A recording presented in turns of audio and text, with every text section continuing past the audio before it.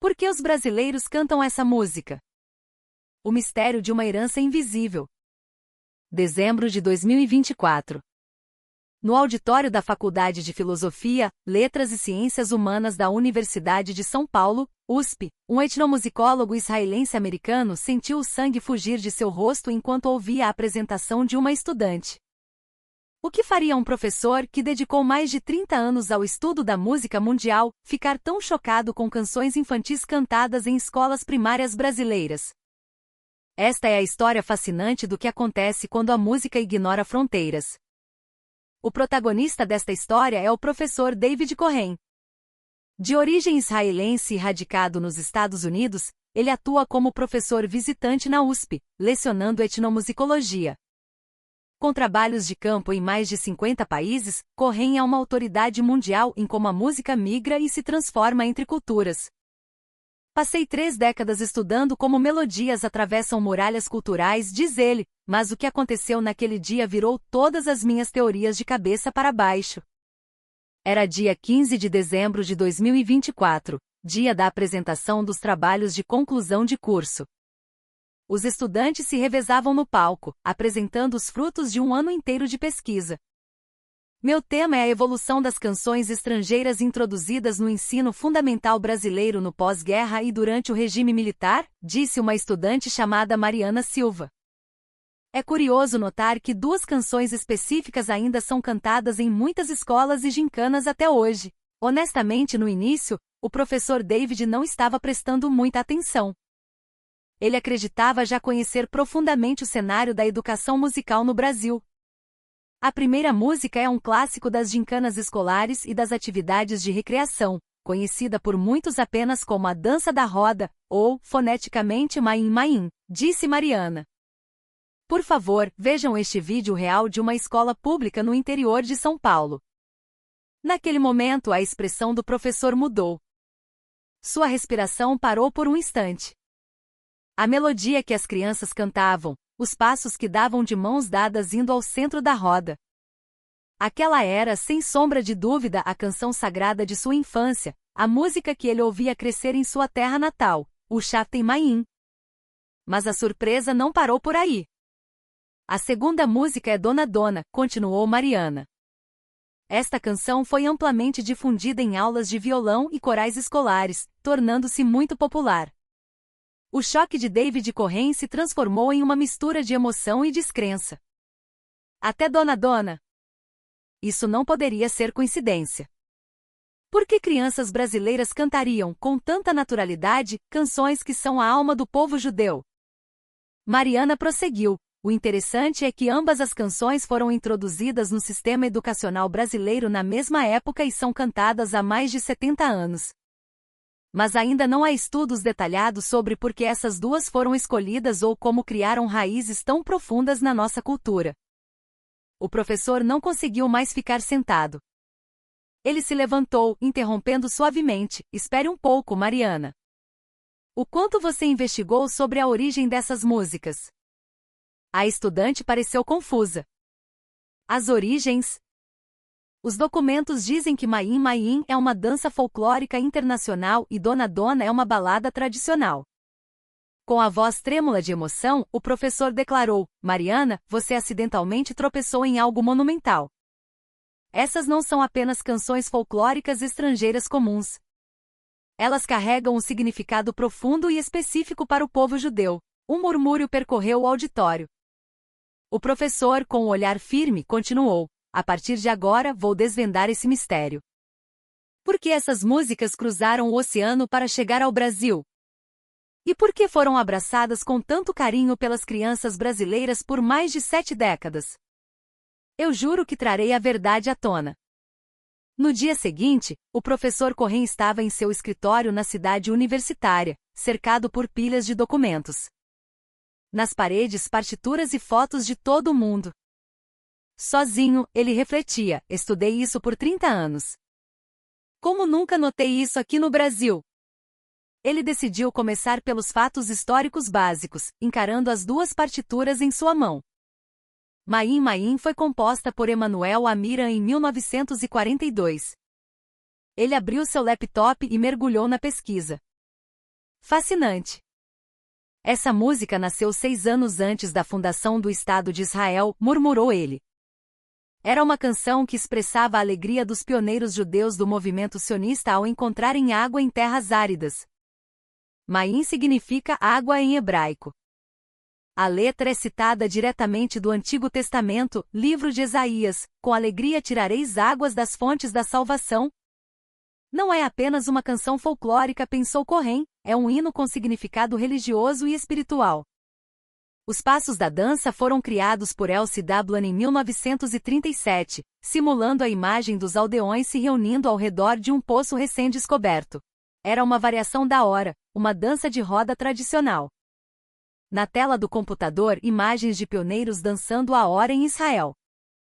Isso significa que as crianças brasileiras, em suas gincanas escolares, estão na verdade reencenando um ritual religioso de gratidão a Deus e celebração da vida em uma nova terra? O professor respirou fundo.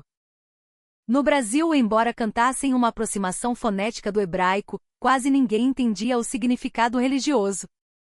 A música sempre foi apresentada como uma atividade recreativa, uma brincadeira de roda coletiva. Em seguida, o professor começou a investigar Dona Dona. A melodia original foi composta em 1938 para uma peça de teatro Yiddish, com música de Sholom Secunda e letra de Aaron Zeitlin. A expressão de Cohen ficou sombria. 1938 foi o ano em que a perseguição aos judeus na Europa se intensificava drasticamente. Superficialmente, a música fala de um bezerro sendo levado ao mercado para o abate. Mas, nas entrelinhas, há uma alegoria dolorosa. O professor leu os documentos. O bezerro, que não tem escolha senão cumprir seu destino, é contrastado com a andorinha que voa livremente. Simboliza a tragédia de um povo sem pátria, à mercê de forças maiores. O Yiddish era a língua dos judeus europeus. Fotos da Europa dos anos 1930 surgiram na tela. É uma canção cheia de tristeza, quase uma premonição da tragédia do Holocausto que viria a seguir. Cohen ponderou sobre como essa música foi recebida no Brasil. Estranhamente, no Brasil tropical, essas canções foram absorvidas com significados completamente diferentes.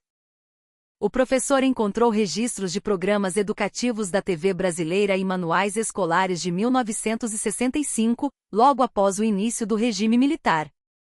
Dona Dona era apresentada como uma canção sobre a compaixão pelos animais, ou às vezes usada em aulas de violão da MPB, música popular brasileira, sem qualquer menção ao contexto da tragédia étnica. O mesmo valia para Ma'im Ma'im. Elas foram introduzidas no pós-guerra, possivelmente através de organizações juvenis e movimentos escoteiros, e depois incorporadas ao currículo escolar de educação física e artística.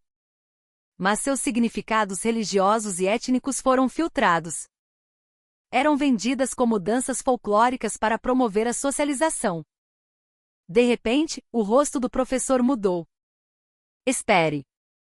Isso talvez não seja coincidência. Porque entre tantas canções estrangeiras introduzidas na mesma época, a maioria foi esquecida, mas apenas essas duas sobreviveram por 70 anos no imaginário popular brasileiro? Ele começou a formular uma nova hipótese. Haveria um significado oculto por trás dessa seleção? Por que canções judaicas criaram raízes tão fortes na sociedade brasileira, especialmente durante os anos de chumbo da ditadura? Talvez houvesse um propósito maior do que o simples intercâmbio musical. Decidido a desvendar o enigma, ele investigou quem introduziu essas músicas e por quê. Chegará a hora de reportar as descobertas aos alunos. Mariana e seus colegas se reuniram no escritório do professor, onde o mapamundi estava marcado com alfinetes coloridos traçando rotas musicais. Pessoal, descobri fatos surpreendentes, começou o professor. Quando a música cruza barreiras de idioma e cultura, ela sofre mutações e se adapta como um organismo vivo. Professor, que tipo de mudança ocorreu? Perguntou Mariana. Vejamos o caso de Ma'im Ma'im. Em 1942, em Israel, foi criada como um hino de louvor a Deus.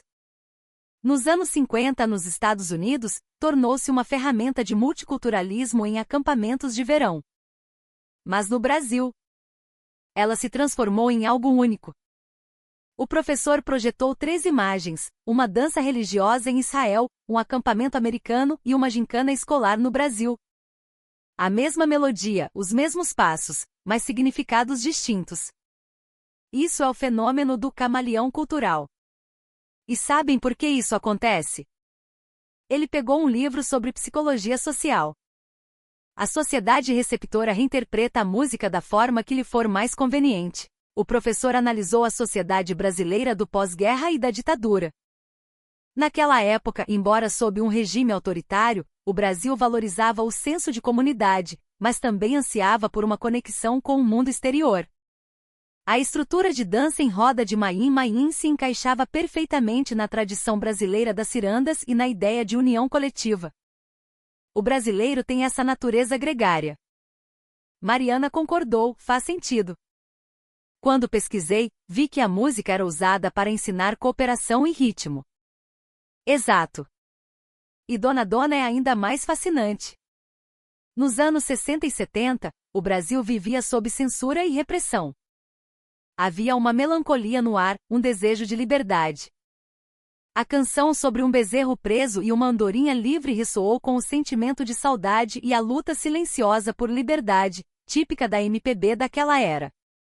O brasileiro, sem saber da história judaica, conectou-se com a emoção da opressão. Ou seja, concluiu o professor, a sociedade brasileira, através de sua famosa antropofagia cultural, digeriu essas músicas.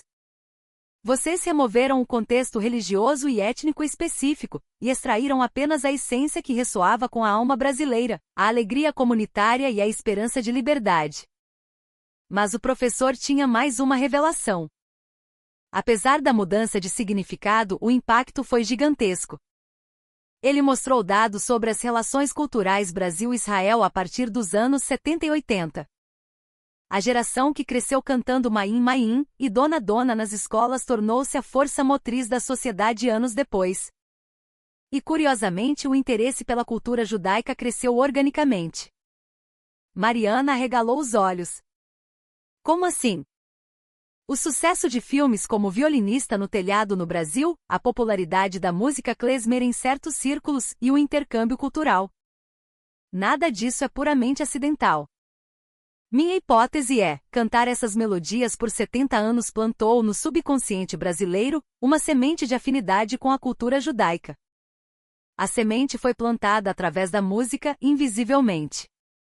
O professor finalizou apontando para o cenário internacional dos anos 50. A fundação de Israel em 48, a Guerra Fria, o desenvolvimento do Brasil. Tudo está conectado. Talvez as organizações que trouxeram essas músicas tivessem a visão de criar uma ponte emocional entre o Brasil e o povo judeu, usando a linguagem universal da arte. Então foi planejado? Perguntou Mariana, chocada. Talvez tenha sido uma das jogadas de diplomacia cultural mais bem-sucedidas da história, refletiu o professor. Mas o mais importante aqui é a beleza do Brasil. Ele falou com paixão, o Brasil não rejeitou uma cultura estrangeira. Ele a abraçou calorosamente e a tropicalizou. Vocês não perguntaram sobre a religião ou a política por trás da música, vocês simplesmente amaram a melodia. Isso demonstra a incrível capacidade de inclusão e o calor humano do povo brasileiro. O professor olhou pela janela para o campus da USP. Hoje, em algum lugar deste país imenso, crianças ainda estão dançando essas músicas em alguma quadra de escola. Sem saber, elas estão mantendo vivo um desejo humano universal, paz e coexistência. Mariana estava visivelmente emocionada. A força da música é realmente incrível. Em 30 anos de pesquisa global, disse o professor com convicção, aprendi uma coisa, não há lugar no mundo como o Brasil, que preserva a cultura alheia com tanta naturalidade e afeto, transformando-a em algo seu. Como brasileira, sinto orgulho disso, disse Mariana. E deve sentir. O Brasil tem o poder de, para além das palavras e da razão, abraçar silenciosamente os sentimentos e as preces de outros povos. O fato de Maim-Maim e Dona Dona serem amadas aqui há 70 anos é a prova da resiliência cultural e do coração aberto deste país. E você? Também cantou Maim-Maim, talvez com uma letra inventada, ou aprendeu Dona Dona nas aulas de música quando era criança? Talvez, naquele momento, uma porta para o mundo estivesse se abrindo silenciosamente dentro de você. Se esta história trouxe novas descobertas ou despertou memórias antigas, convidamos você a compartilhar suas lembranças nos comentários. Seja eu também dancei isso na escola, ou sempre tive curiosidade sobre essa melodia, cada história sua é valiosa para nós. Nos vemos